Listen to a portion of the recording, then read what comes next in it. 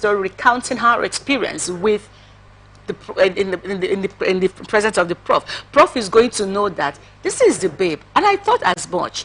Now, when you say we are witness protection, you're protecting the witness from the media, from the public, but the culprit knows now knows who reported him. So I don't know how they are going to protect.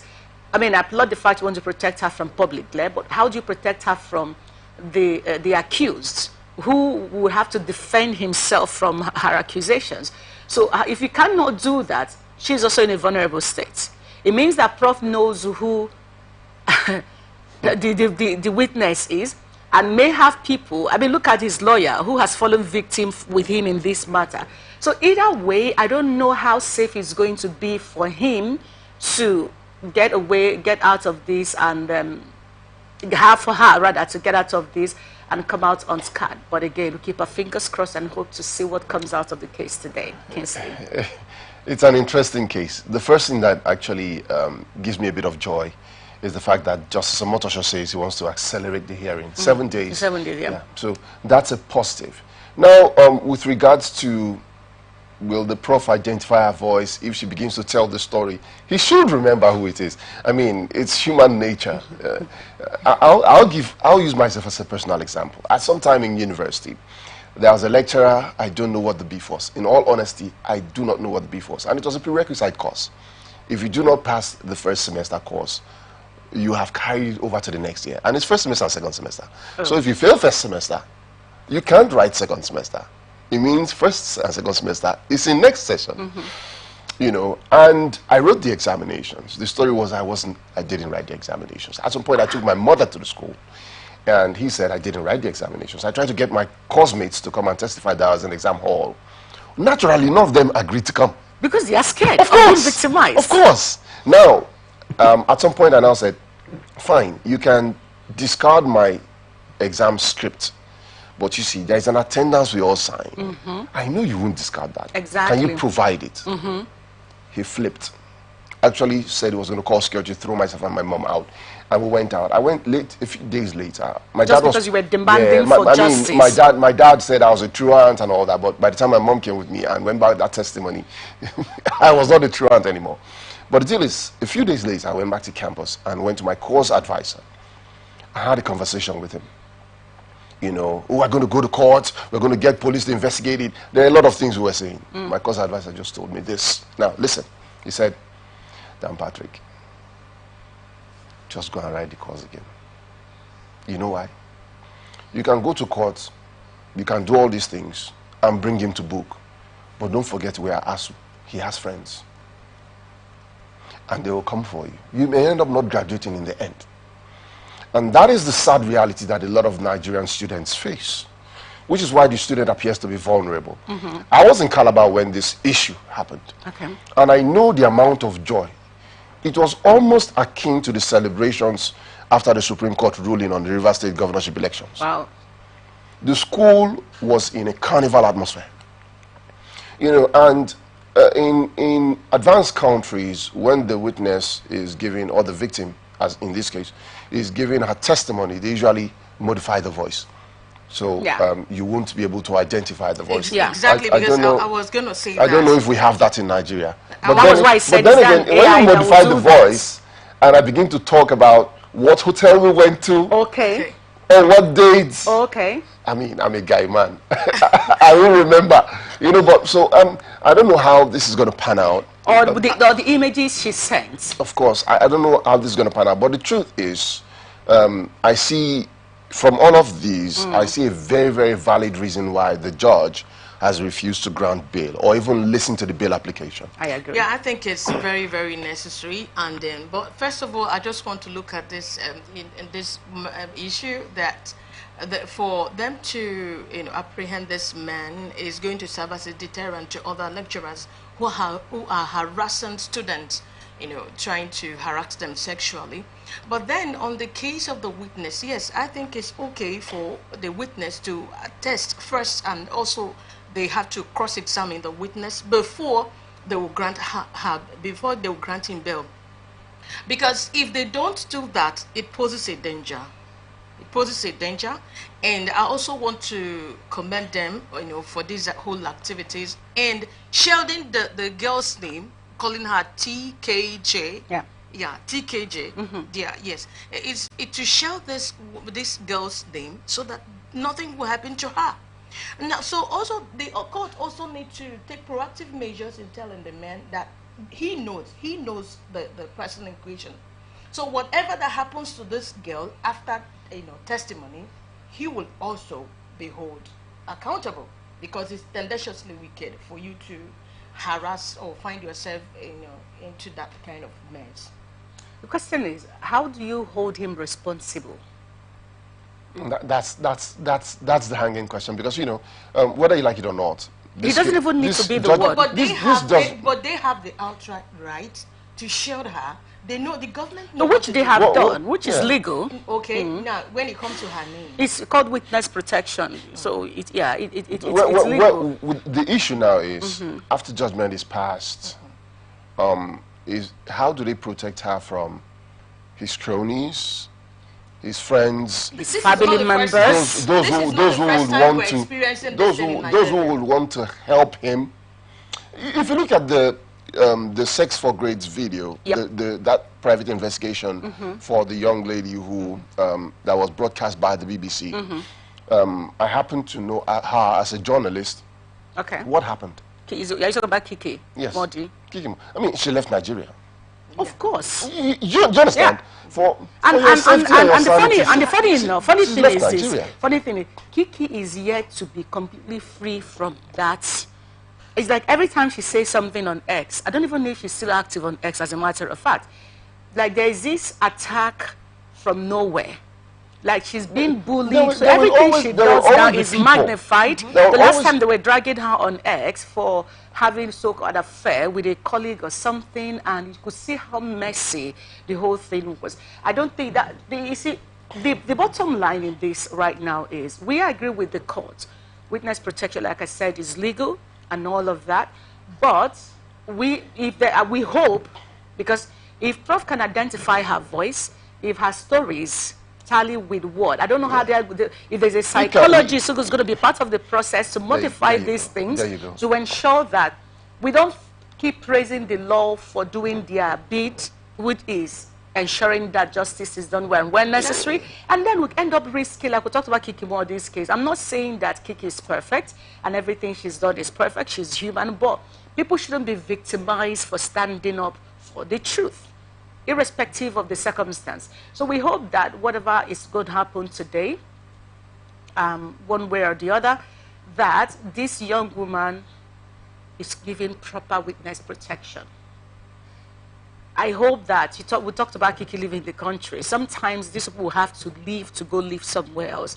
Mafias, for instance, you don't know, you can't really say how bad or how close their operations can be. If a man like Professor Cyril Diffon can hold University of Calabar down to the point that, so it means everyone knew to a large extent that he is involved in such acts. That's why he said that it was a kind of carnival. That it was exactly. When you were on campus, I am definite that in your department, you knew the lecturers. Yes. We know the students who offer themselves. The wicked ones. We know the ones who offer themselves. You know the ones that are nice to students and helpful. Yeah. And you know the ones that are predators or prey. We also know the students, because we don't want to talk about this. But the truth is, there are people who shouldn't be in university. We don't even know how they got there, because they are not interested in studying. They are just looking for who to pay money or who to sleep with just to see that they pass the exam. We know this. But as much as possible, we hope that at the end of all of this, there will be a proper mechanism set up by the NUC to check these excesses. Otherwise, this will be just maybe for the lack of the right choice of a word, a charade. And at the end of the day, this is just a charade, then just one of those things. But we'll bring you more on all of this, as much you can do on Anchor's Chats in a bit to come back to you on the rest of the show. Stay with us.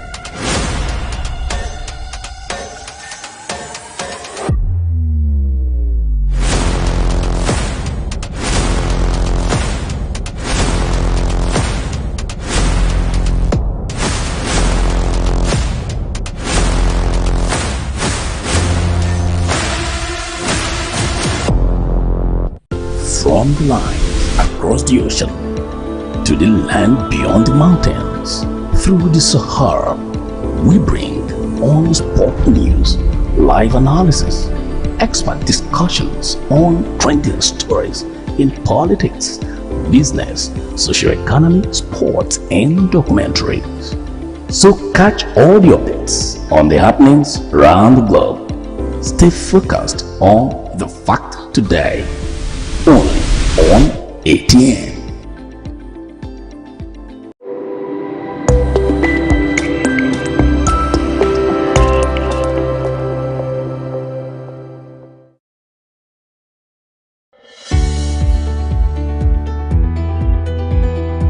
People into the country illegally. That is amazing. Honorable You human trafficker. Honorable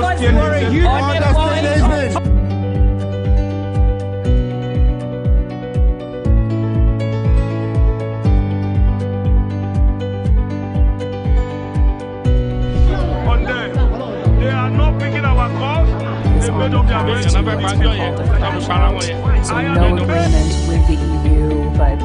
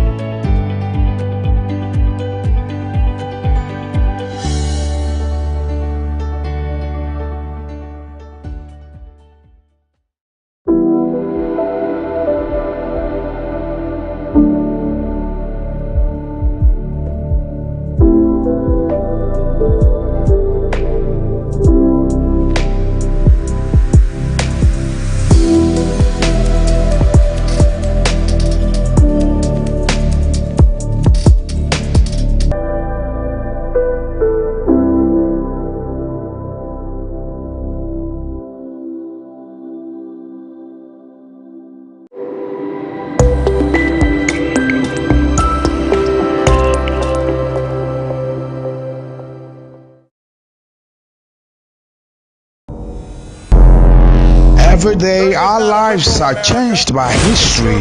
We are one people, all of us. Leaders, politics, Nobody's ambition is what's the blood. I have fought very firmly. natural occurrence, war, and the world economy. I belong to everybody and I belong to nobody. ATN covers it all on ATN Politics today.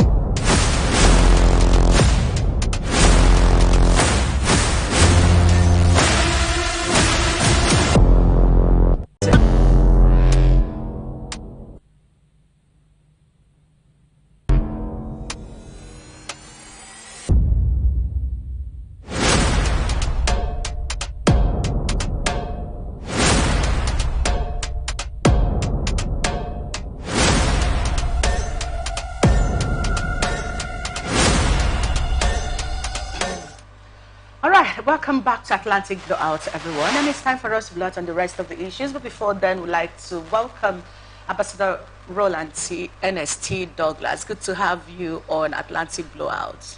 Good morning, and good morning, viewers as well. Welcome to the show. Sir. Thank you very much.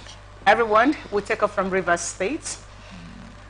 Port Harcourt Division of the Rivers State High Court has granted an expertise order restraining the Nigeria Police Force and other security agencies from arresting, detaining, and/or harassing Edison Ehe.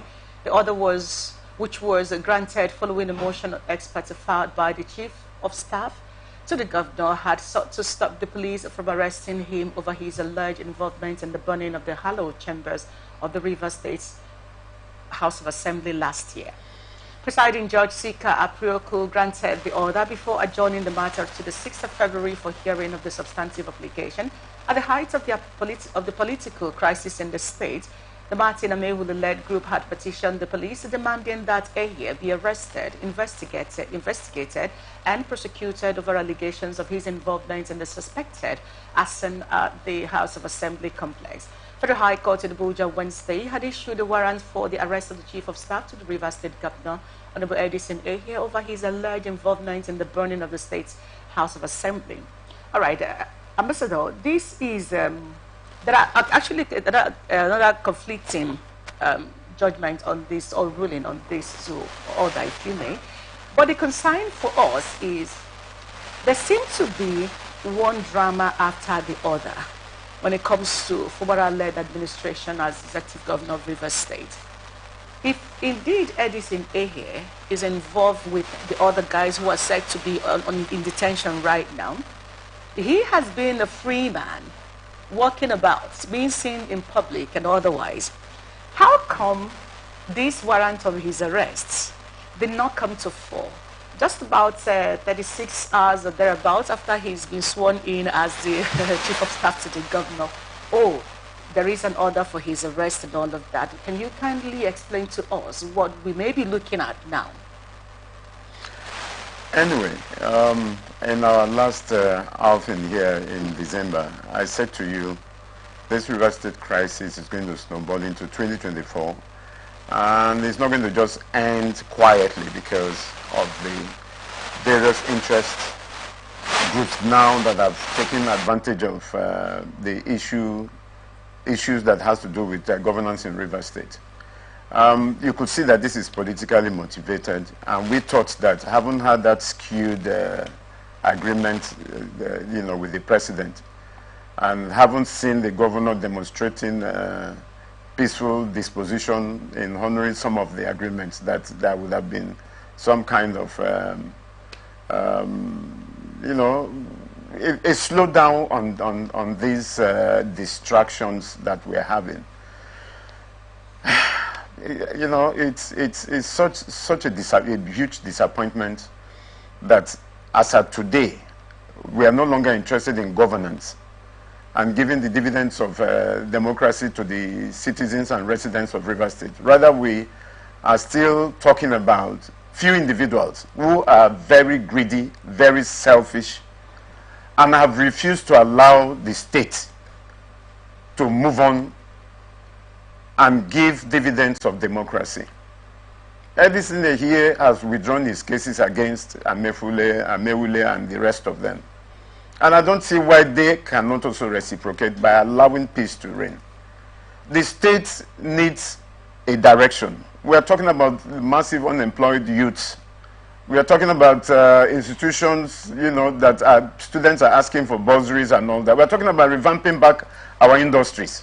These are the challenges other states are moving on into. And here, we are still revolving between the former governor and his co-conspirators who don't want to allow the states to move forward. They are very significant compared to the almost 6 million Rivers people that are yearning for good governance and, a redirection from these distractions that we keep getting on a daily basis. Well, the courts are there. They will go to Abuja to bring the judgment. We will, from Rivers State, bring our own judgment as well to counter it. Let the music play on. I guess we can say interesting times ahead. Yeah. Now that's very interesting. I was going to even go into that, the court ruling angle. They seem to always get their judgments from Abuja in their favor. And we, the state government, you see, I've said we, the state government always gets their own favorable judgment from the High Court in Port Harcourt. But we move on to something that really interests me. CSOs have demanded a probe reports on Edu and others be made public. Right, civil society organization, the Independent Media and Policy Initiative, have asked President Bola Ahmed Tinubu to make the report of the probe on Dr. Betta Edu public. In a press conference in Abuja through the CSO's chairperson, Ni Akinsiju, it reads in part, "We take notice of the President's swift response to corruption allegations against the member of his cabinet, Dr. Betta Edu, by suspending and ordering her investigation. Without prejudice to the outcome of the ongoing investigation, we urge the President to not bow to pressure, but ensure that the report of that investigation and those of other government officials under investigation be made public in the spirit of transparency." He says this will go a long way to sending clear signals to local and international audiences about the Tinubu administration's seriousness to tackle the scourge of corruption, as recently observed by the U.S. Secretary of State, Anthony Blinken, during a recent visit to Nigeria. 2 days ago, we have that international report on corruption index saying that Nigeria has moved up 5 spots. That's the corruption perception index. Yep. I believe that this is a fallout of President Bola Ahmed Tinubu's seeming action to curb corruption. But is this enough? The CSO is demanding that every information be made public. Would we say, is that ethical as well? You see, we've had precedents in this country where the NDDC forensic report that so much noise was generated, so much money was spent, till this moment has not been made public. We've had precedents of other issues that were raised with the airways on Hadi Sirika, and nothing has come out of it. And I can bet you, because of those that are involved in this, it's still going to go the other way around. I stand to be proved wrong. We have a situation in this country where names of people were mentioned for sponsoring terrorism, which is hampering agricultural activities in the north. Some of those people were also persecuted in Abu Dhabi. And then here in Nigeria, we seem to suddenly have developed amnesia towards such names. And so a precedent has been set. It's the same APC government, and it's the same set of people. All they've done is just, change 1 or 2 actors in it, and it's still going to end up the way it has ended up with other previous cases. The chief of staff, allegations have been made upon him. What has happened? I'm talking about those who wanted to be ministers, who wanted to be appointed as ministers and all that. And they came out public, grumbling, and they raised all the issues. Where has it gone to? Is it because she's a lady? Or is it because she's from the minority? And then suddenly there's this coup flash. I'm not holding brief for corrupt practice, but I'm saying, come on, let's take this thing step by step. There are quite a lot of corruption allegation issues bordering on some of the current serving ministers. But having said that, in public offices. Okay, sir. I want to ask you this question. How do you think, they said they want it made public. They've been clamoring that they need this particular issue to be made public so that people will know. Now, do you think it's going to have a significant difference in the society, and depending on what is happening around? It should, if we are truly, sincerely willing to curb this corruption. Because we talked about single treasury account, and most of the federal parastatals that are generating the revenue no longer stick to the single treasury account system, which was one of the key ways of reducing this humongous corruption in most of these institutions. That's one aspect. And then 2, we haven't had cases where some of these high-profile corrupt cases has been publicly, reprimanded, probably even sacked and then persecuted. We also have the case of the DCI Bakari that was raised to a certain large extent and all of a sudden, that mother too has died. Well, if she has to be the sacrificial lamb where maybe a lot of these issues, narrative are going to change, then so we look forward to it. Now, there's a concern with, I mean, it goes without saying that Betta Edu seem to be the sacrificial lamb here. And now why that is concerning is this. There is Halima Shehu with a 44 billion allegation allegedly transferred into a private account, which Betta raised the alarm, which is where all of the cookies came crumbling, by the way. And apart from that, Betta is being accused of 583 million or thereabouts. We're not saying it's just. It is a huge sum of money. Absolutely. Where is Tunji Ojo, who is also accused to have a similar amount? Where are the other companies who are also accused to have a similar amount? Why are we even making this a Betta Edu, a Betta Edu, a Betta Edu? I'm not saying this because I'm a woman. I mean, I've come at her hard and all of that. But looking at this demand with Betta Edu name and saying, oh, because the president suspended the minister, oh, that means the CPI index was in our favor. We have got up five points and all of that. Excuse me. Why are we talking about Betta Edu?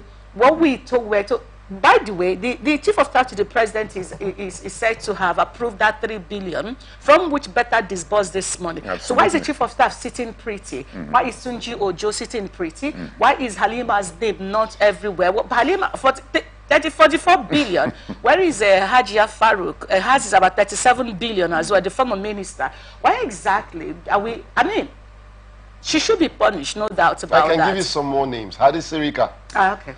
Oh, EFCC would let the EFCC investigate the Senate President as well, and the NDDC investigation. Exactly. Honorable, okay, good. So why in this whole thing now, are we supposed to pretend that having Betta Edu's name there is okay? Why is her name the one being well, in actual sense, her crime is not as much as that of others if we're going to look at it from that angle, but it's still a crime. You know, I'm worried, and like I said earlier, is it because she's a woman or is it because she's from the minority? I mean, what is going on? We've had precedences of much more corrupt cases than this. I'm not holding brief for her. I'm not saying she shouldn't, do the crime, for whatever, if it's been proven. But I'm saying, come on, there's quite a lot where we can recover our money without borrowing from Chinese, some of these humongous amounts we're going to borrow. Internally here, we can get back our money and plug them into the productive activities that the budget has been, has been presented to the National Assembly, rather than borrowing internally and borrowing externally. Individuals, you'll be shocked, are even richer than the country. And not because they are richer in the sense that they are, we could see the productive activities they are involved in. All these are, corruptly enriched, expose the people, both private and public. That if we are sincere, yes, if we want to start with Betta Edu, fine, but it shouldn't end there. We're just talking about airways, Nigerian airways, that a lot of, come on. Okay, okay. NDDC, we've spent so much money on NDDC, and nothing has happened out of it. We've gotten a new board again, and probably they're going to start continue from there, and then everybody just goes home and stay quiet. All right, we are moving on to inclusivity. INEC discloses improved policies to assist disabled voters, trying to fix the challenges encountered on accessibility and utilization of assistive materials for voters with disability in the general elections in 2023. The Department of Gender and Inclusivity and the Independent National Electoral Commission, INEC, held a roundtable discussion with disability persons to deliberate on the importance, perspectives and expectations of beneficiaries to provide knowledge for increased adoption.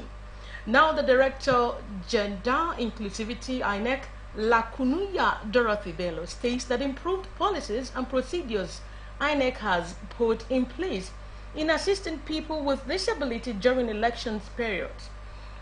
In her goodwill message, the Deputy Director, MacArthur Foundation, Dr. Amina Salihu, stressed the need to help people with disability in order not to leave over 25 million of Nigerians behind, which are disabled. While deliberating on proper solutions for key components of electoral accessibility, some groups of disability persons said physical, technical, information, procedural, and the communication was necessary. Went in for the voter portal where you go and your disability status is captured. And if you remember, during the continual voter registration, this data was projected almost on a weekly basis. Technologies are changing, and yes, the technology that was introduced during the continual voter registration had improved. The improvement was there as the biometric was improved upon, where person with leprosy that have no finger can be captured as well. On the deployment of assistive material, a lot have been said here. And I appreciate the fact that everyone has applauded INEC, and all the shortcomings that you are mentioning here, we're taking note of it, and we have to put heads together to see how do we solve this issue, and magnify glass as well. So what we are doing is to get the particular place in the data that we already have now, where do they have that type of disability, so that the material will reach there. Then on training of braille ballot guide, we just can only sensitize those that know how to read it, and that this is available. This is the way it has been produced, and ensure that the data we have for those locations, we deploy it there. About the NYSC, yes, these are young people. Somebody said they are pressing the phone. Yes, we know how our young people are. They are not coming from outer space. They are our children. We know how they behave, young people in the society, in this our community. What do?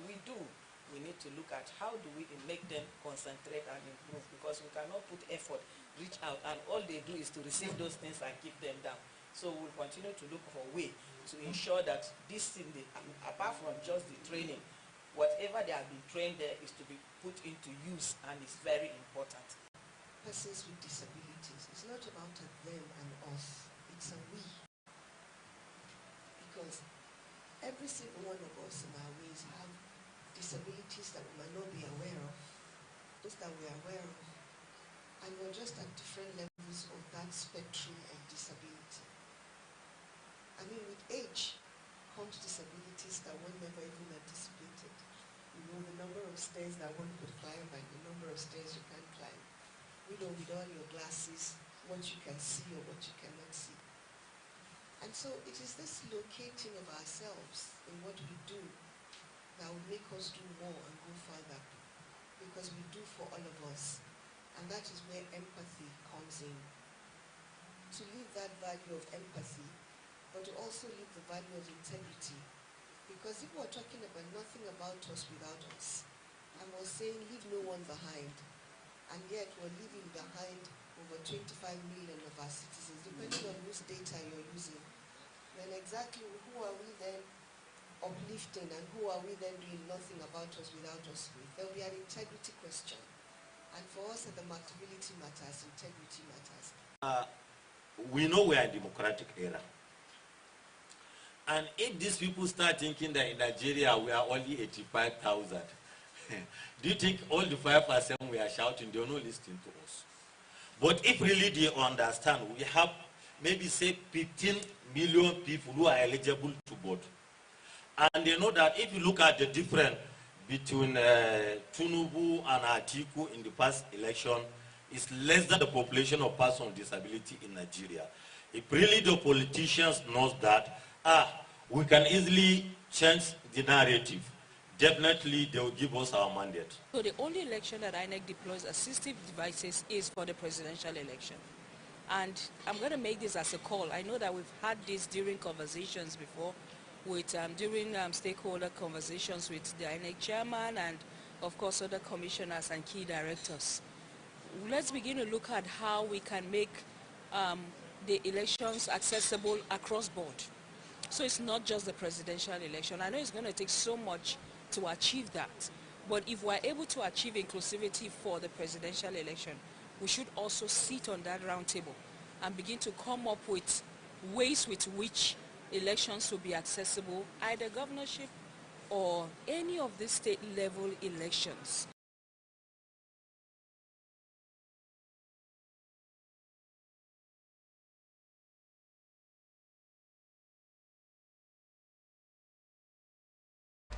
rest. All right, you're welcome back. So now the question here is, we've listened to them, is a welcome development that they really want the disabled to be, to also participate in election procedures and processes. Now, but having seen this, the antecedents of the INEC, we know how much they invested during that election. They said they put in 305 billion naira. We have the IREF problem. We have the bimodal voters registration problem. Now, how do you think they are going to succeed in making sure that the disabled get their own voters, or they participate during the elections period? You know, I'm sorry, I'm probably one of the non-optimists on INEC supposedly claims to improve on their election conditions, you know, probably zeroing on the those that are physically challenged. Those that are not physically challenged couldn't even vote. Is it those that are physically challenged that will have access to go and vote? We have an antecedent. I mean, we came out not only in Nigerian public, but global public, and made all kinds of promises, had humongous money. We're talking about over 300 billion. And that technology will have made it easier, both for the physically challenged and those that are, that are not, to have access to make all these votes. I mean, you go to the bank, they ask you for BVN and all that. Some of these people stay in the comfort of their home, and they access this technology. And this technology is not a rocket science. And they tried to do it in 1 or 2 off-season elections. But when it came to the election day, we all knew what has happened. And a society, you know, that hold their rulers accountable, we shouldn't be having even these kind of discussions, because the post-mortem that would have been done after these general elections would have been, you know, to identify most of these areas where there were shortcomings, and then begin to, you know, fine-tune them. But they've waited this much, and then there has been some kind of calm. Now they are focusing on the disabled. For God's sake, I mean, INEC should give us a breathing space. Let's talk about the policy initiative that INEC seem to be talking about right now, because I know that during the general elections, there was a major demand for inclusivity for physically challenged persons, how they are going to vote and all of that.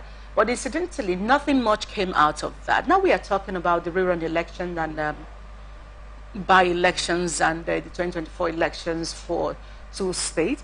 And then we have INEC talking about improved policy to assist disabled voters. You had 4 years to prepare for the next phase of elections. A lot failed. You are yet to give us accounts, a stewardship account on your performance. We are yet to have people being penalized. Imagine telling us there were just 3 persons who were penalized, who were found guilty, that would be prosecuted of all the crimes we know that were committed in 2023 elections. If you put all of this side by side and ask yourself, how is an institution talking about in the middle of the final phase of the general election and preparing for the next election, off-season election, and now you are not talking about the improved policy for physically disabled voter, Is there something they are not telling us when it comes to proper evaluation of your process that we need to learn from INEC? Absolutely. I mean, for me, all these are facades that have been put, you know, to distract our attention to the real issues that we have had in the last general election. Like I said, a post-mortem on it would have, you know, identified where our weaknesses and our strengths, and then of course also identified those who were culpable in, you know, in the challenges that we have. Look at an election that took place. It's the courts now that are deciding for us who will be our president and our governors, and that's, you know, that's unacceptable. And like somebody said in a radio interview yesterday, said, scrap INEC, and then let the political parties select whoever they want to select, and if they don't like who they selected, they can now go to court. And that saves us over 300 billion that will be, you know, voted again for them in the next elections. Nobody is being held accountable. All those that we saw on live video that were involved. Oh, none of them are even being held accountable. And then now we are going to the disabled to use it as also another source to, siphon money out that out of the scarce resources. Anytime it comes to the issue of INEC, I don't really want to get into it because it's we will just be going around like a headless chicken as far as INEC is concerned, and as far as those same set of people are still there. No, what I find also disturbing is when it comes to the case of disabled people in this country, we are always doing more talking than more action. Absolutely. When INEC said you're talking about improving the policy so that physically challenged persons can participate in elections, thereby exercising their own franchise, you have not been able to protect the franchise expressed by those who are able. Now, why are we always having physically challenged people as an appendage to whatever we are doing, from education to health sector to corporate environment and what have you? Now, government, INEC, an arm of government, is saying, oh, we are going to improve our policies. These policies, why is it coming? It's like a man who is supposed to be farming. You leave when you're supposed to sow the wheat. You went to sow in the midst of the sow your seeds in the midst of the wheat, and then you're coming in the middle of farming season to begin to talk about weeding when you know that there is no crop there to weed or protect or preserve in the first place. I'm still trying to understand, why is INEC talking about having this conversation right now? Is this what we expect from an institution that a lot of Nigerians and even the international community have accused of failing in delivering the basic dividend of their responsibility to Nigerians? When it comes to policy statements, Nigerians are fantastic with it. Our challenges has always been in the implementation. I mean, if we're intentional about inclusivity of the disabled, we would have seen, even from the way we build our infrastructures, offices, access to offices, there should be provisions made, but you don't even see that. I expected that even the fire services should even be more involved in, especially when it comes to infrastructures. You talked about offices, you talked about even the roads, okay? They should have been advising, because we see even in these small African countries where provisions are made for the disabled, those that are in wheelchairs, those that are, slightly impaired by sight and all that. Yeah. All provisions have been made for them. And then here we will talk about it, and then have seminars upon seminars upon seminars. And then when it gets to the implementation stage, it's a huge challenge. And then you think about how much money that is being sunk into discussing these issues.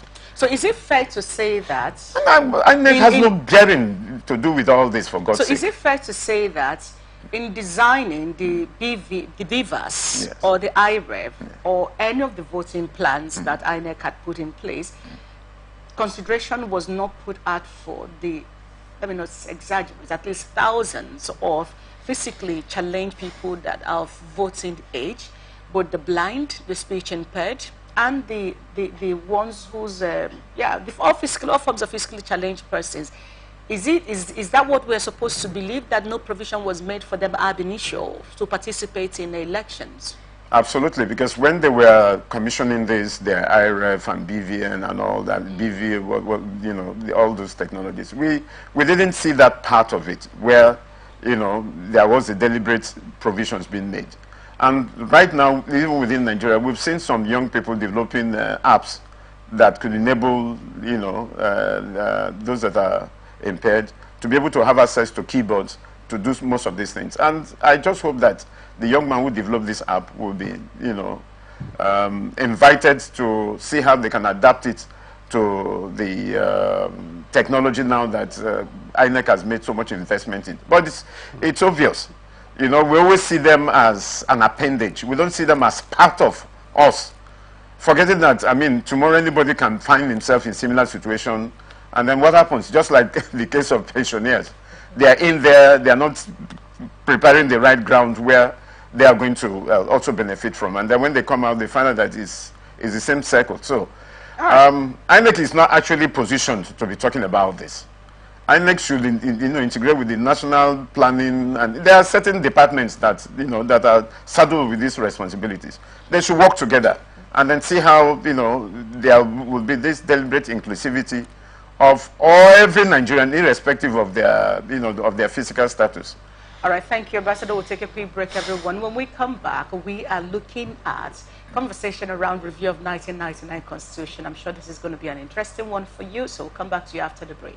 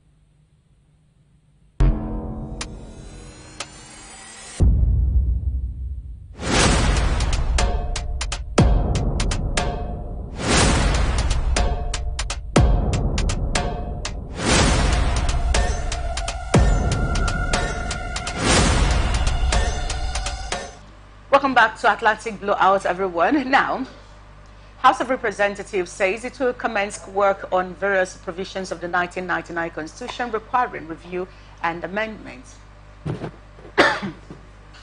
Chairman of the Committee and Deputy Speaker of the House, Benjamin Carlos, stated this during a pre-inauguration meeting on Wednesday in Abuja.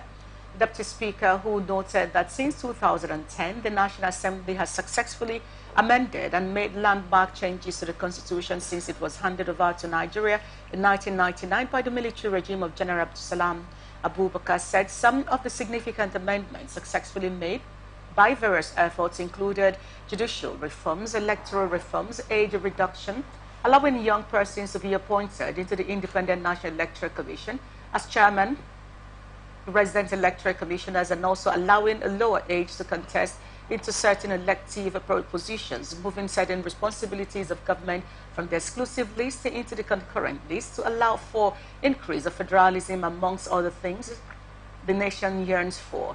He disclosed that so far 40 bills are at various stages of consideration, which relates to the alterations of the Constitution, adding that part of the challenges with alteration include insecurity and economic difficulties. Carlos said the amendment process also involves the need to ensure the mass participation of the people, transparency and credibility to be done in the interest of the public. He also said the Constitution Review Committee is preparing for its inauguration on February 26, 2024. He further expressed a hope that the alteration this time around will meet the yearnings and aspirations of Nigerians, assuring that the Amendments Committee is expected to conclude its work before December 2025. Well, that's such a long time, but let's hear the reports. It is therefore our constitutional responsibility to respond to the 40 bills so far proposed and also attend to the duty of government to ensure the security and welfare of the citizens as provided by the Constitution. Since 2010, the National Assembly has successfully amended and made landmark changes to our Constitution since it was first handed over to Nigeria in 1999 by the military regime of General Abdulsalam Abubakar.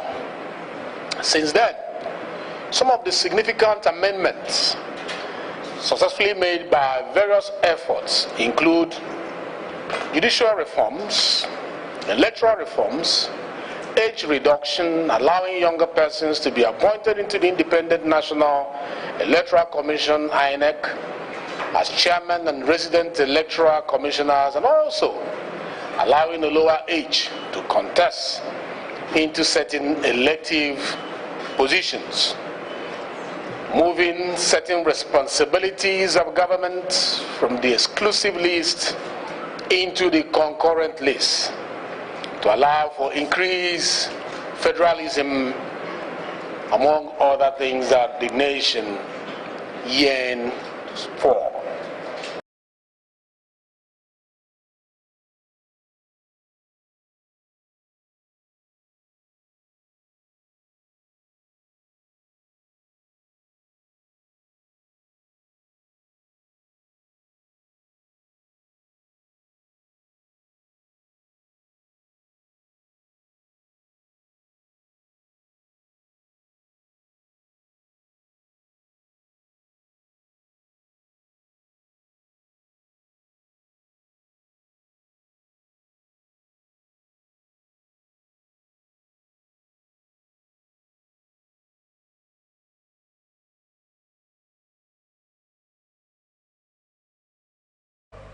All right. First of all, kudos to the House of Representatives for being willing, or the National Assembly for being willing to begin to review the 1999 Constitution. Incidentally, there are several issues we're expected to hear that will be part of this review. One particular one has to do with the tenure of the administrations, if you may. There's been a lot of conversation about 5 years, 6 years, 8 years, and all of that. There's been a lot of conversation about also reforms, major reforms, national unity, for instance. Where are we when it comes to these issues? Well, do you think this may not be the full detail, or the reports we have may not be full detail of what we're expecting, but do you think that at the end of the amendment process, or the review rather, we are going to see them come up with critical factors that need to be amended to adjust in order to see that we can make some progress? Well, yeah, I would say partially yes, because some of them are direct beneficiaries. And they're also now realizing that, okay, you know, the mistakes of the past shouldn't be carried forward. I think that there should be some kind of town hall meetings, you know, at the 774 local governments, where they need to also feel the pulse of the people, what they wish, you know, to be reviewed and included in the 1999 Constitution. I am an advocate for independent candidature. I'm an advocate for 5-year, one-term, you know, elective positions, elective offices. I'm also an advocate for every legal issues to be concluded before anybody is being sworn in. So if they actually are sincere about the way they want to go about it, and when it comes to the electoral reform part, these are some of the issues. A lot of people on the streets, you know, advocating that, look, we need to include that, because that way it will, to a large extent, checkmate most of these, you know, violence and the criminal activities that are involved in both in the primaries of the different political parties and the kind of money they spend, you know, financing the electoral process. Then to the other side, where it has to do with the federalism, I mean, it's well embedded in our constitutions, and then we also even have a department, federal character department. Yeah. But we had an 8 years of a Buhari administration that was, you know, all the way. Well, what happened to the federal character, you know, department? Was it scrapped? Or now they want to come back because there is another president? We've had nepotism, you know, and tribal and religious things be at the top of the federal level, being displayed with brazen, you know, no apologies to anyone. And they got away with it. And I keep saying, look, once we set a precedent, we have to be careful to think that it's going to change. So let them go ahead, because they are also direct beneficiaries of some of these reviews. And maybe, you know, having some other people from the other political parties, which so far has not proven that there was, you know, that there's any change, because they were the same people who were all there when they started buying SUVs of 200 billion, when people were starving to death and a lot of people were being killed daily in their ancestral homes, and nothing came out of it. So I expected some of those people who have come in, you know, to express their views, because those are some of the things they threw at us when they were coming, and some of them won, but they got there and they, I mean, there was no opposition. It was business as usual. So for me, they only needed the vehicle to get in there. But maybe because they're also seeing a situation where the younger generation are fast coming, and they're coming with technology, and so a lot of them may be edged out. So it's in their own interest, not even in the interest of Nigerians, to start doing this review and ensure that, this review cascades down as a town hall meeting in all the 774 LGAs. And then when they fill the polls and get, the feedback from Nigerians in all these areas, then they will be able to know that, look, we have a way forward, and I believe something will come out of it. Now, sir, you've talked about, there's a key word you mentioned, sincerity. Before now, we've seen the Constitution reviewed. We've had a handful of national conventions, national conferences to look at different parts of the Constitution. I mean, preceded by these town hall meetings where people from different ethnicities and local governments have come together and said, this is what we want.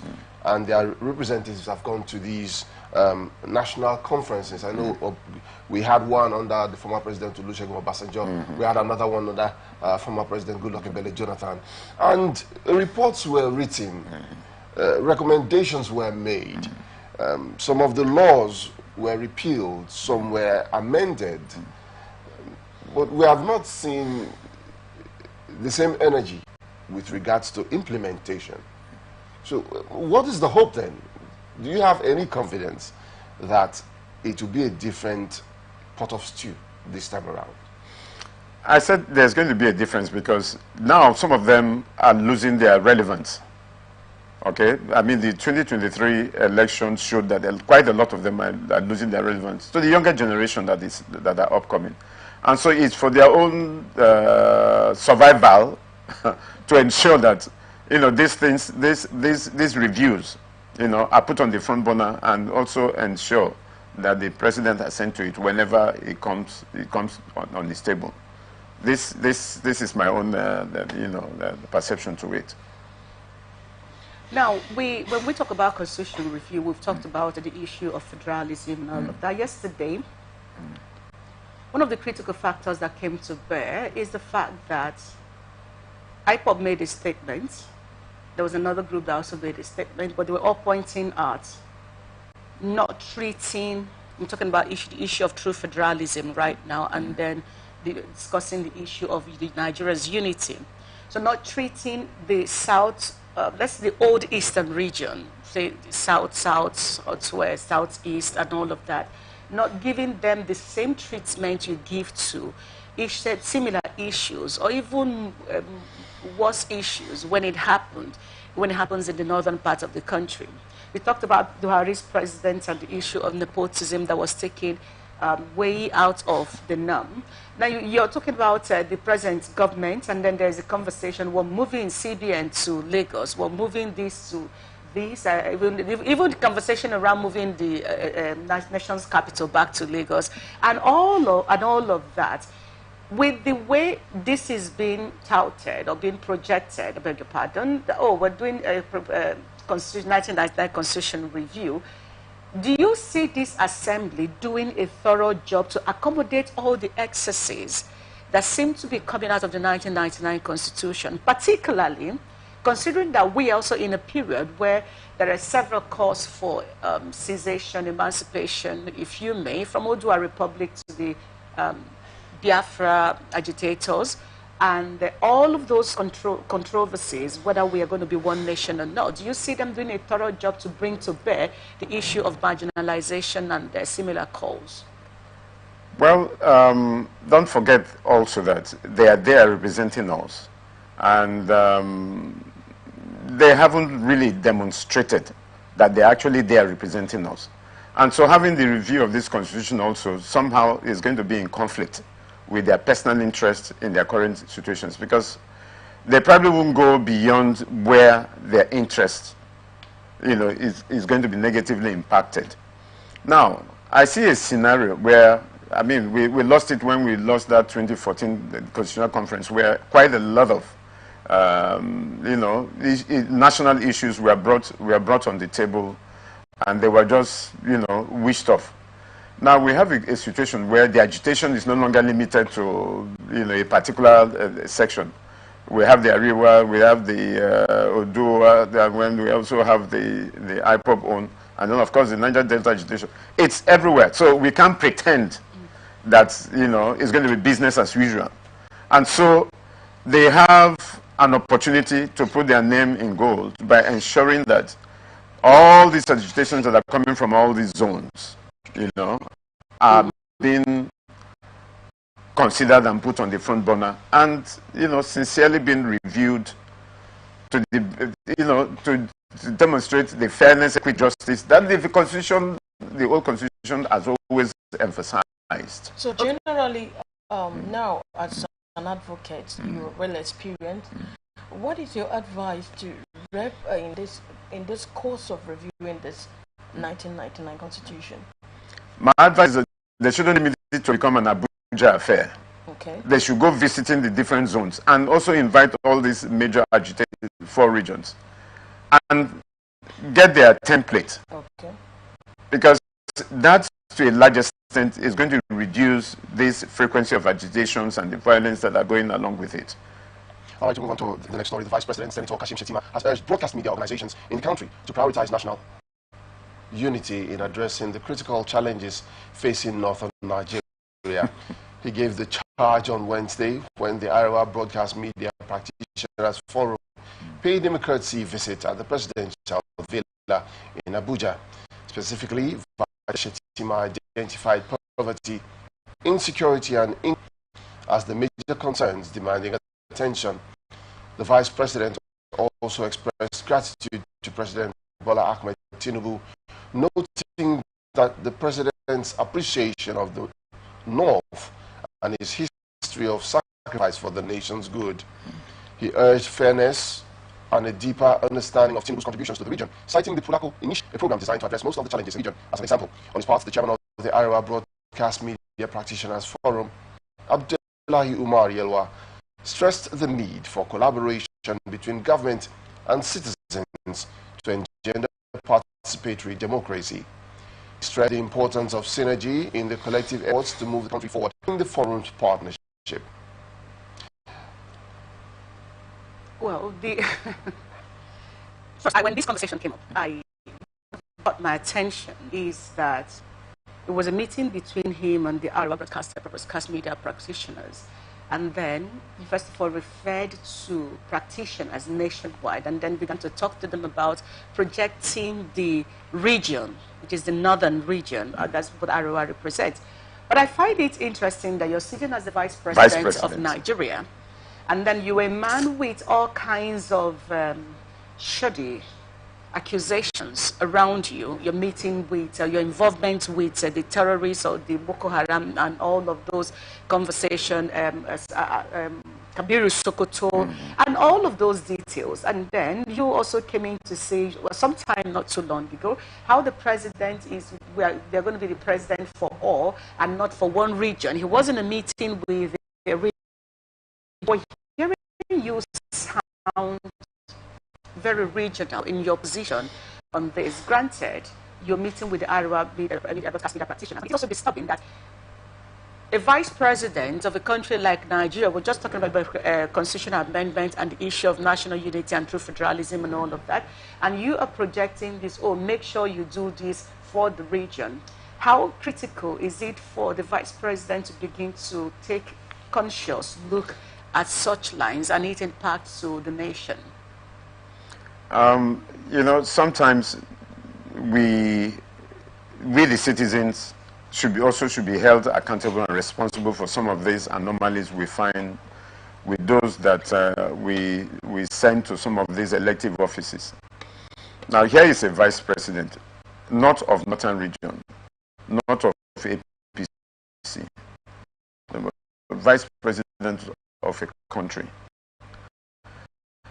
And then a particular region came, and because he's also from, he has this conflicting, you know, view about what the country should be. You're talking about national unity, then you're talking about Northern Nigeria. You know, it shows that, look, some of these people have business being in those places. We have to talk about a country that is called one Nigeria. Have you, sorry to interrupt you, sir.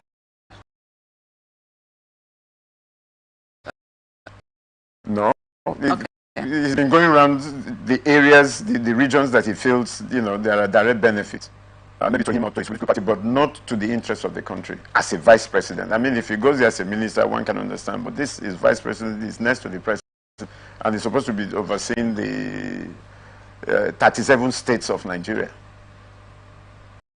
And yeah, you know, it's becoming a regional thing. And it's not going to change, because we have a situation where we, the citizens that holds the power, have abdicated those responsibilities, because we've allowed the politicians to weaponize poverty, and so a lot of things we do are essentially being triggered by either stomach infrastructure or, you know, the peculiar issues that has to do with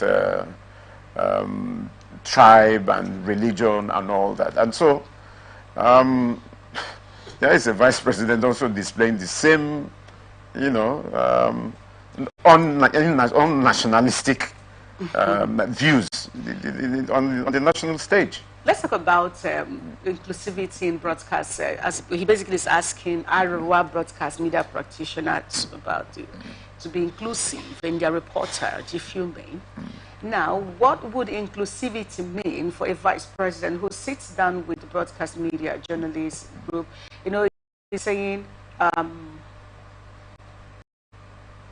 a broadcast media journalist around the southwest region coming to visit the president, and the president is talking to them, take care of your region, make sure you do this, and then talk to them about inclusivity. What do you think inclusivity means for the vice president in this regard?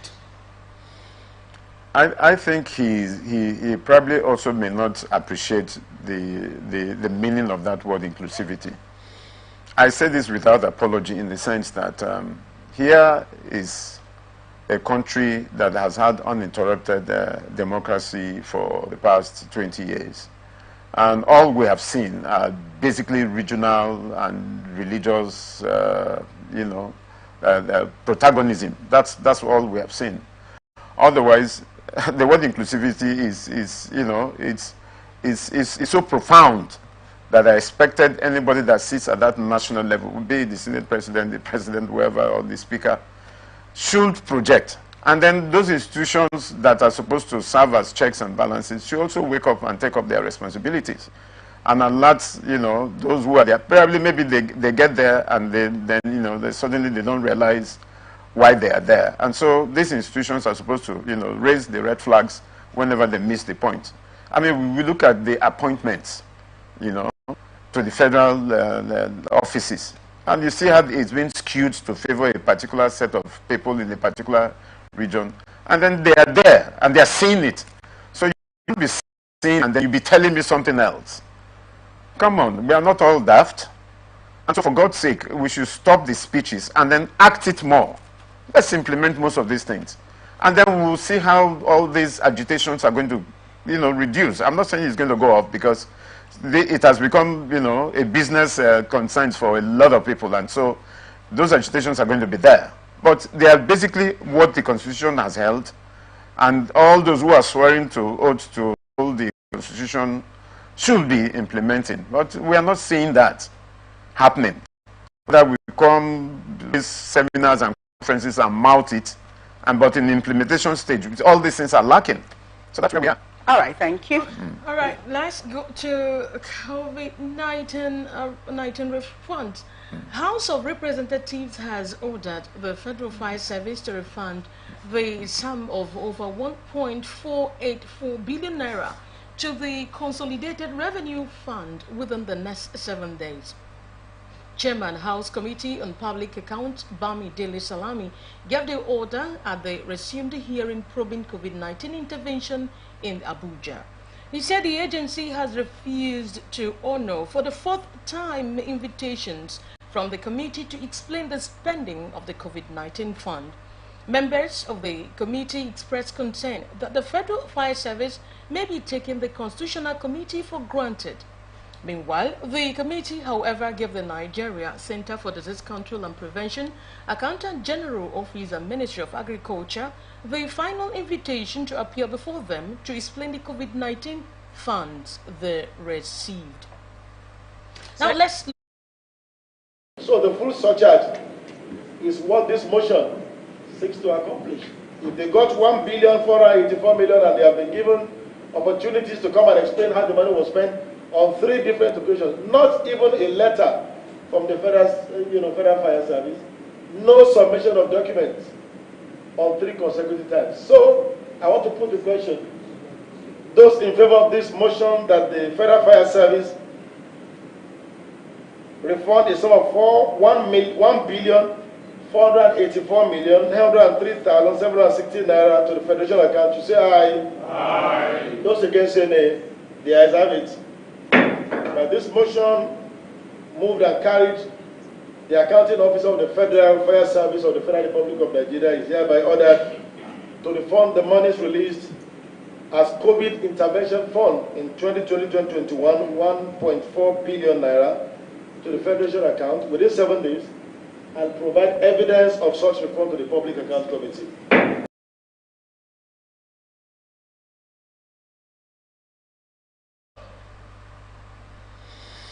All right.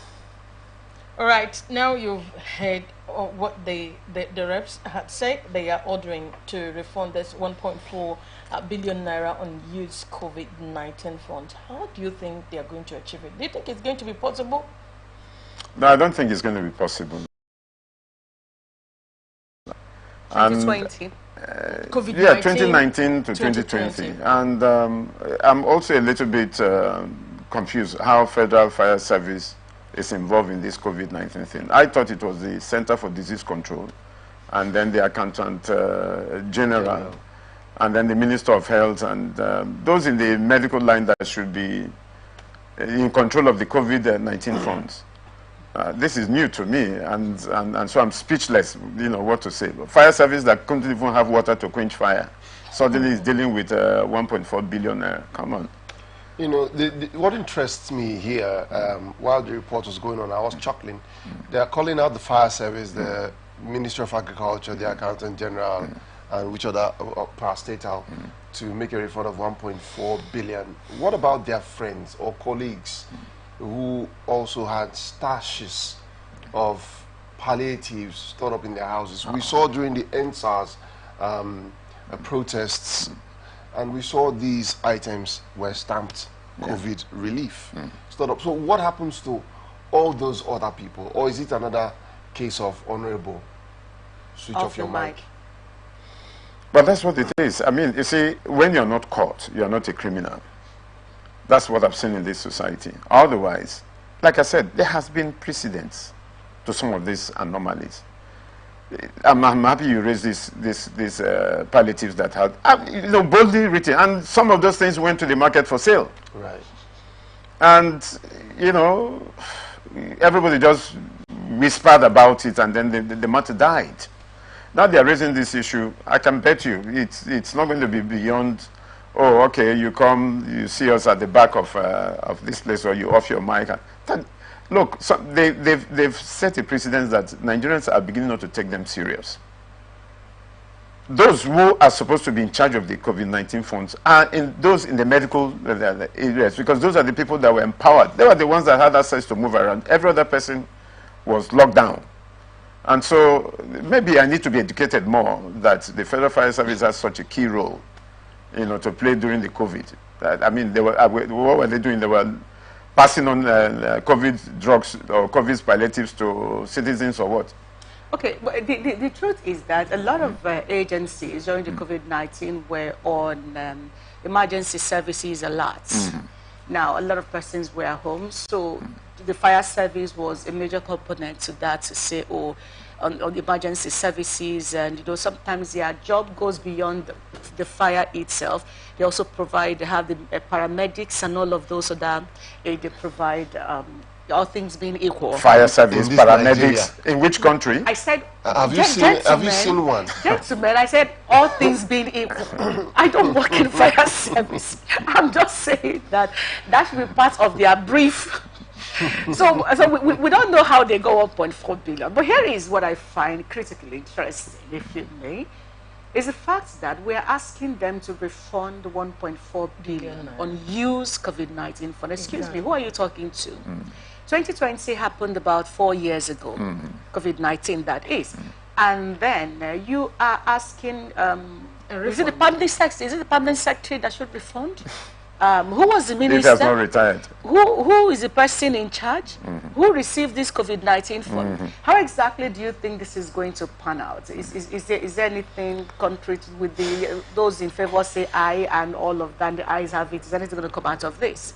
I don't see anything coming out of it. I think it's just the same, keep themselves busy, spend the money that they have budgeted for the extra 1.something trillion. They are looking for how to spend the money. Nothing's going to come out of it. I'm sorry, but I mean, the antecedents, gives me this confidence to say that nothing is going to come out of it. Besides, I think it's even the wrong parastatal that they are harassing. Now, if we look at, I mean, the Tinubu government is just a few months old, and I think I'm trying to convince myself to appreciate efforts at probing crime or criminal activities from both those who are in his cabinet and previous governments. Earlier on we mentioned Hajia Farouk Umar, we mentioned Betaidu, Salima Ali. Salima, yeah. We also mentioned Hadi Sirika. We're looking at the shake-up in the CBN and FAN. We're looking at the shake-up in Nimasa. We're looking at all of these things happen. Now, I must say, in 6 months, I think there has been a lot more activity with regards to criminal investigations and misappropriation of funds as compared to what we had in 8 years of the previous so-called Mr. Integrity. Right, the previous government. I mean, there's a lot more activities in this regard. Do we have hopes? Can we say that the government of President Bola Ahmed Tinubu is doing something right? And can we say we can keep our fingers crossed and hope that these people will be brought to book? Or, like you have said a number of times, is this just another wild goose chase? There's one thing to, to start a journey, and then there's another to end the journey. Unfortunately, we have gone through these paths. Okay, yeah, maybe because the regime is struggling for acceptability and all that, so they are demonstrating to us that we have the capacity to focus on this and do this, but it shouldn't be done in haphazard way. There are issues that, if properly tackled, will also save us going to borrow money. I keep re-emphasizing that. And some of those individuals who have been alleged to be involved in all this are still around. When you get them and we're getting back our money, and then you continue in this process, Nigerians are going to stand by you and hail you.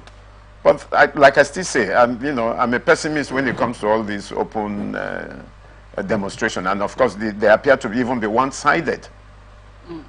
They appear to be one-sided. Let's have an inclusive review on all the alleged humongous issues on corruption, and then take them one after the other, and the Nigerians will be interested. I will applaud the current administration that within the past 8 months you've been able to demonstrate this capacity that it's doable.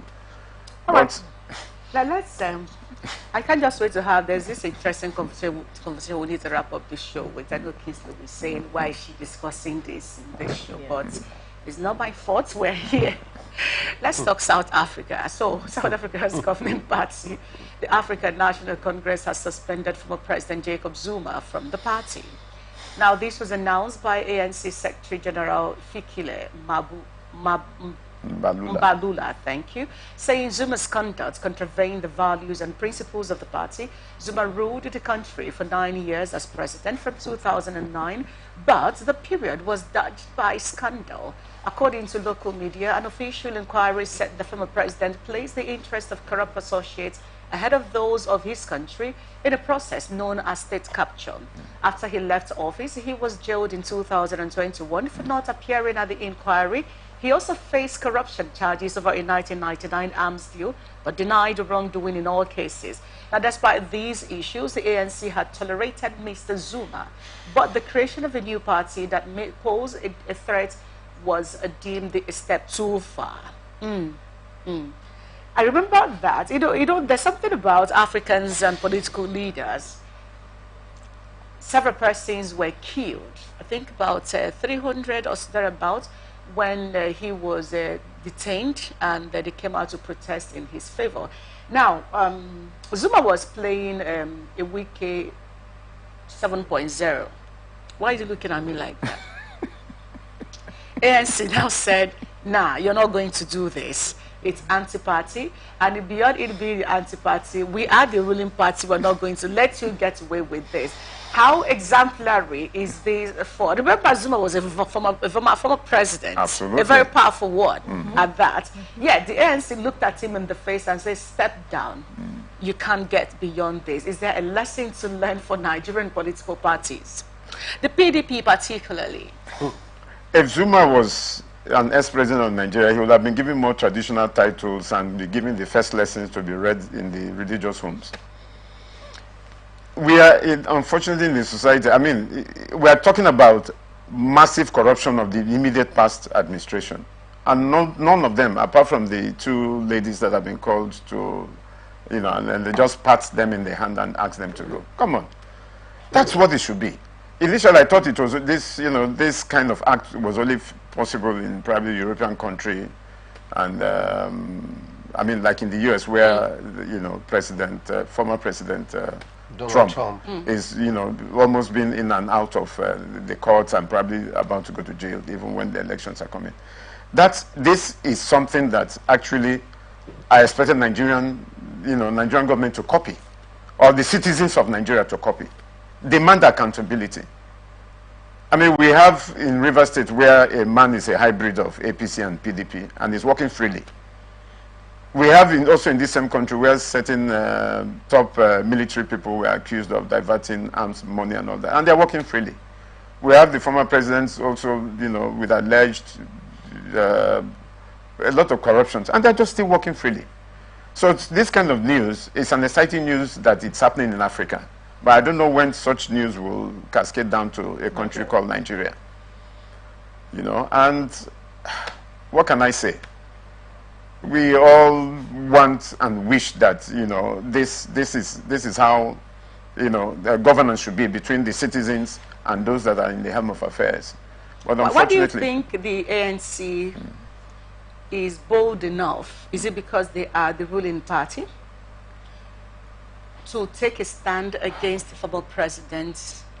Because they said setting up a new party has literally taken his anti-party activities too far. Why do you think they were able to stand their ground to do this? Look, when you have decent people with integrity, people will see their name, you know, a lot much more important than the things around there. That's what you find. I mean, in certain organizations also, private organizations, you see some of these acts being demonstrated. We have an ANC that has evolved from apartheid, and so some of their key proponents, you know, were also privileged. Nelson Mandela, in his blessed memory, was one of those who came out. You follow the biography, you follow the trend. They came out, no vindictiveness, but let's stand for the truth. Let's be fair, let there be fairness and equity. And so ANC is actually leading in African politics what it means for a political party to discipline its candidates, no matter the office they occupy. And if they can do that with the president, you can imagine what they will do to probably their governors and all that. And these are the things we should emulate. And I think Ghana too is probably having something similar. And we you know, the citizens should get up and begin to adapt some of these approaches. So that way, you know, the citizens will have a feel of administration of whoever that is, you know, that is saddled with that responsibility. We are talking about accountability, and we are talking about legacies that will outlive us. You know, and so ANC has led the mark. They are not necessarily because they are in the ruling party, but it's because they are beginning to have citizens who have imbibed the principles and the vision and the mission of the political party itself. And it doesn't mean that because Nelson Mandela and Bishop Desmond Tutu and all that are gone off, and so the party will die. No, they are trying to tell them that, yes, you can be our leaders, but we'll hold you accountable. And if you go out of, the ethics and then the mission and vision of our political party, you'll be disciplined irrespective of your status. And that is a precedence that they are setting that other African countries should follow. Now let's compare, since Vivian mentioned the FCT minister, let's compare both scenarios. In South Africa, the ANC, well, first off, they are the ruling party. They are quite clearly a stronger institution than the big personalities who are their party members, inclusive of the former president and the current president, by the way, and other previous presidents. Yeah. You look at the party, you look at the caliber of people as Nelson Mandela, who was a member of the party, one of the founding members of the party. But let's bring it to Nigeria and the FCT minister Nyesom Wike and his membership of the People's Democratic Party. A few days ago, Sule Lamido was saying that regardless of the fact that you are funding the party, you cannot continue to control the party. So is it the same thing? Here you have somebody who is funding the party. The popular saying goes, he who pays the piper dictates the tune. Should the party not naturally pander to the whims and caprices of the funder? I'll give an example. My dad will always tell us growing up, you will do what I say in this house. I am paying your school fees. I am paying the rent. I am buying your clothes. And I am feeding you. So why do we think that it should honestly be any different because it's Nyesom Wike and because he's being bullish as a politician and seeking to conquer more grounds, as it were? Should it not be the natural leaning of any person who is saddled with the financial responsibility of an entity as big as the People's Democratic Party? Is it not even an aberration to the party itself that, as big as it is, having ruled for 16 years, that it is on its knees depending on one man for its financing? First of all, let me ask you a question. The one man that is financing it, what business does he do to generate that kind of money? What business has he been doing? What is his antecedent? That's number one. Number two, we've known that the political parties, as through INEC guidance, supposed to be on. It's supposed to be the citizens coming together, to form the political party. And it's also stated clear, except maybe it's been changed, that no one man should be in a higher sole financier to this political party. There are a lot of aberrations, a lot of abnormalities. So you're putting abnormality on top of abnormality, and you expect it to stand. The one man itself, what business is that? Where did he get his money from? And why should the political party itself allow itself, to degenerate to the level where one man is going to be, a sole financier to it? And so for me, it's a very, abnormal scenario, having a particular individual, controlling the party up to this extent. Okay, now we talked about this ANC party suspending Zuma as membership because he exited the party without letting them know. Okay. Now, so what is your own advice to both the opposition party here in Nigeria and the ruling party? My advice is that we should look at, legacies that will attract those who have an antecedent of service delivery, integrity, into all these various political parties that we have. It shouldn't be that because you've been able to, loot money from somewhere, and because you've not been persecuted or prosecuted, you now can bring it and flaunt it on the faces of the citizens, having succeeded in weaponizing poverty all over the place. And unfortunately, almost all the political parties that are coming up because they're looking for a channel to identify themselves. But at the end of the day, they seem to, when they are fortunate to be there, collapse themselves into the same ruling party, which it shouldn't be. At this time, you know, with these 20 years of uninterrupted, I expected that, you know, a lot of individuals who have antecedents, who have, you know, who have shown that they, you know, they were successful in their various private practices, either as manufacturers or businessmen or whatever, to come in and render service, because that's what governance is all about. It's about service. Well, unfortunately, in Nigeria, we've turned it into, you know, where you can become a billionaire overnight, and nobody is ready to ask you, what is your source of income to generate this? The manufacturers, they are grinding to a halt because they can't even exchange the dollar, which is 1,500, you know, naira to a dollar. And then a man who doesn't have, you know, a business that you can point at, is having so much money to flaunt around. And we have all the anti-corrupt agencies looking the other way. All right, thank you, Ambassador Chief Ernest Roland Douglas. It's been an honor hosting you on Atlantic Blowout this morning. It's my pleasure. Thank you. Thank you for coming, sir. Thank you. I appreciate your presence, sir. And that's been our show, everyone. We'll come back to you at the top of the hour 10 for open conversation. But until then, here is ATN Sports Talk.